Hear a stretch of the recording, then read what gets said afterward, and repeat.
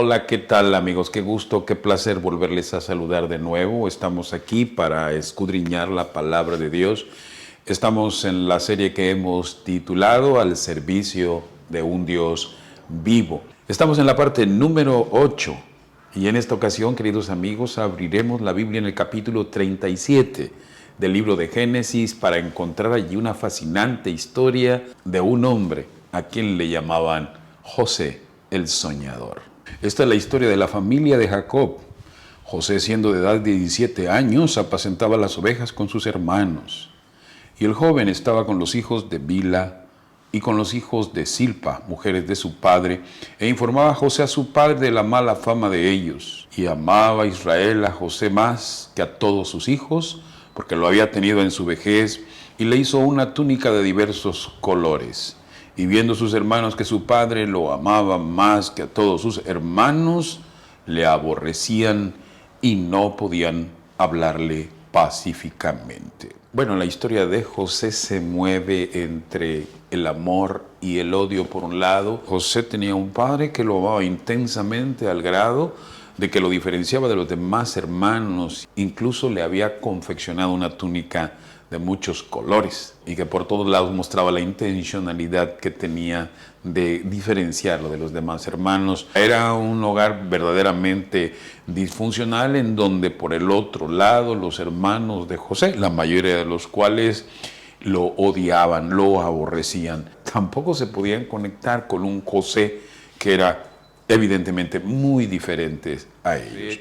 Y en el caso de José, Dios le permitió tener sueños. Tuvo dos sueños, los cuales lo colocaban por encima de sus hermanos y por encima incluso de sus padres. Cuando él va y les cuenta a sus hermanos, el grado de aborrecimiento o de odio de sus hermanos subió en una intensidad terrible, a tal grado que ya no solamente podían platicar pacíficamente con él, sino que ellos ya estaban concibiendo cómo deshacerse de él o cómo espantar sus sueños o cómo terminar con sus sueños. Déjame decirte que los sueños que José tenía no eran sueños que venían de él, sino que venían de parte de Dios. En una ocasión, dice el capítulo 37 del libro de Génesis, que Jacob lo envió a buscar a sus hermanos que se encontraban lejos de casa pastando las ovejas. Le dio una encomienda, le dijo, ve y busca a tus hermanos y tráeme noticias de él. Le dio cosas para llevar y al mismo tiempo él debería traer noticias de sus hermanos. Cuando llegó al lugar en donde pretendía encontrarlo, nos encontraron. Un hombre le dijo, por allá a sus hermanos oí que dijeron que iban hacia Dotán. Y entonces José fue y los buscó. Cuando los hermanos de José lo vieron venir, ellos dijeron, aquí viene el que sueña, el soñador, el que cree que está por encima de nosotros. Vamos a acabar con él. Es cierto, el enemigo busca acabar con nuestros sueños, pero Dios busca preservarlos. Él coloca entonces a Rubén para disuadir a los hermanos, para que no maten a su hermano. Más bien les dice, aquí hay una cisterna donde no hay agua. Él pensaba regresar y liberar de alguna manera a su hermano para que no le hicieran daño. Cuando él se ausentó, entonces los hermanos empezaron a maquinar cómo acabar con la vida de José. Y aquella decisión de acabar con su vida terminó en otra, la de desaparecerlo. Y gracias al consejo de Judá, entonces lo que ellos hicieron fue venderlo a una compañía de negociantes que pasaba por donde ellos se encontraban, que eran los ismaelitas, que en una caravana iban hacia Egipto con la sangre de un animalito que sacrificaron para llevarle así la triste y trágica noticia a su padre Jacob, que habían encontrado la ropa llena de sangre de José y que el mismo padre llegaría a la conclusión más lógica, que era de que alguna mala bestia lo había encontrado, lo había matado y que solamente había quedado su ropa llena de sangre. En realidad, Jacob ni siquiera se imaginaba el engaño que estaba teniendo de sus propios hijos. Dice el capítulo 39, llevado pues José a Egipto, Potifar, oficial de Faraón, capitán de la guardia, varón egipcio, lo compró de los ismaelitas que lo habían llevado allá.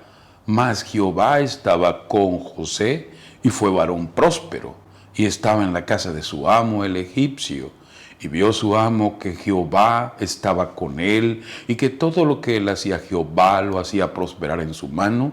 Así halló José gracia en sus ojos y le servía.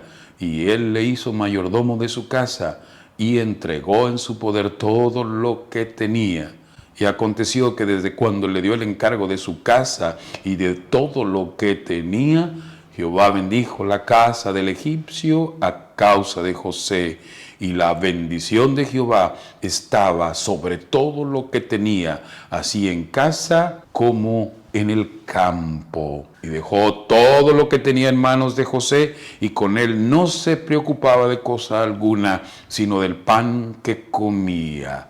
Y era José de hermoso semblante y bella presencia. Y a mí en verdad me encanta la manera como la Biblia empieza a describir la mano intencionada de Dios para bendecir a un hombre, a un joven que se llamaba José, que había sido abandonado. Y aquí José como esclavo, pero sirviendo al Dios vivo. Cuenta la palabra del Señor en el capítulo 39 de Génesis que a José se le apareció la adversidad, en donde parecía que todo era sobre hojuelas de miel. Llega la mujer de Potifar, se le insinúa, le insiste, le pide, le ruega, le exige que se acueste con ella. Y él le dice lo siguiente: he aquí que mi señor no se preocupa conmigo de lo que hay en casa, y ha puesto en mi mano todo lo que tiene. No hay otro mayor que yo en esta casa, y ninguna cosa me ha reservado sino a ti, por cuanto tú eres su mujer.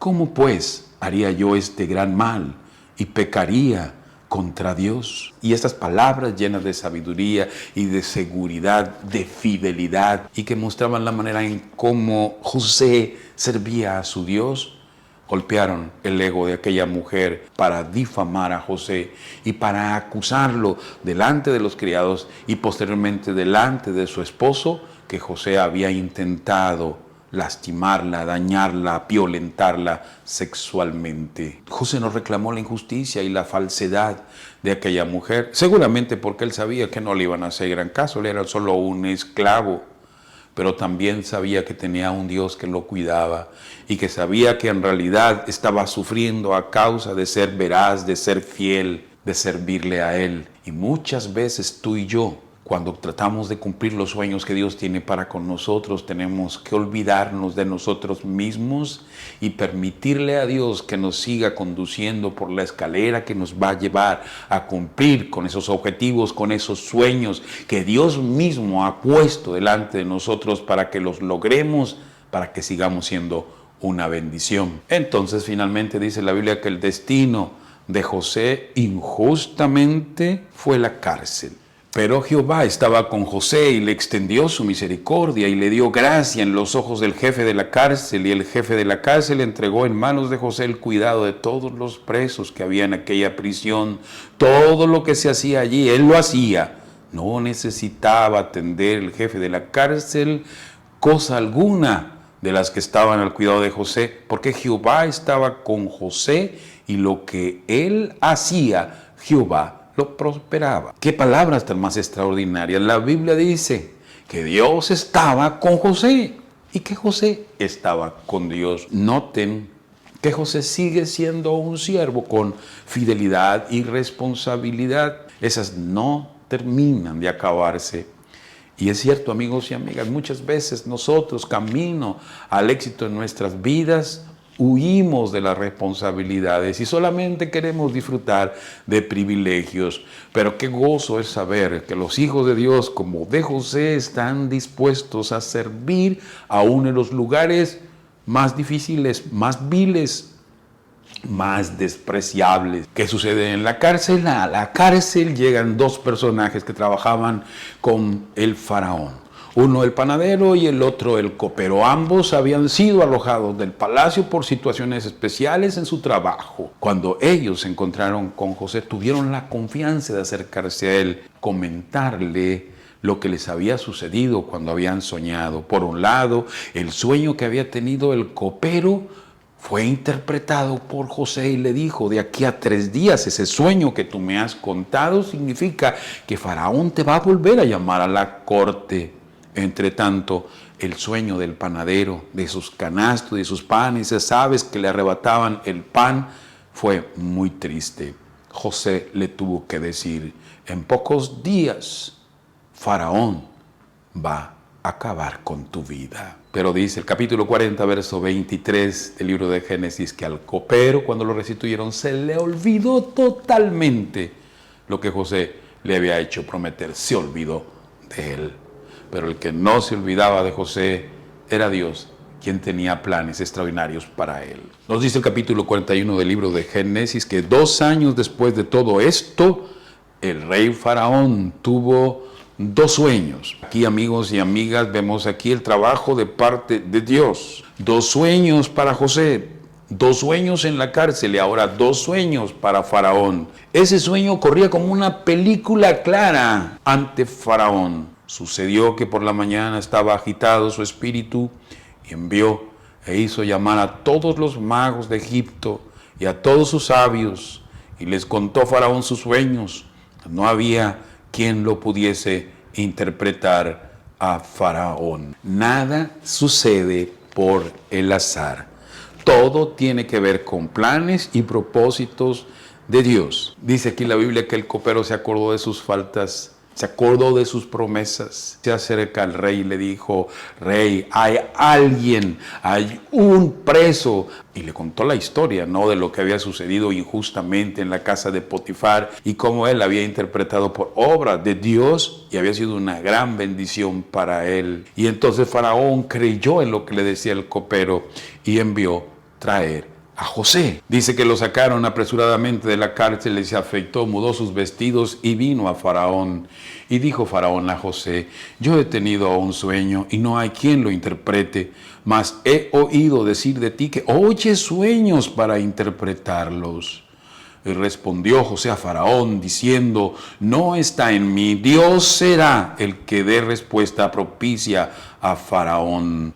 José escuchó atentamente el relato vívido que hacía el rey Faraón acerca de esos 2 sueños. Al final de ellos, José dijo lo siguiente: el sueño de Faraón es uno mismo. Dios ha mostrado a Faraón lo que va a hacer. Las 7 vacas hermosas, 7 años son. Las espigas hermosas son 7 años. También las 7 vacas flacas y feas que subían tras ellos son 7 años. Y las 7 espigas menudas y marchitas del viento solano, 7 años serán de hambre. Esto es lo que respondo a Faraón. Lo que Dios va a hacer, lo ha mostrado a Faraón. He aquí vienen 7 años de gran abundancia en toda la tierra de Egipto. Y tras ellos seguirán 7 años de hambre, y toda la abundancia será olvidada en la tierra de Egipto, y el hambre consumirá la tierra.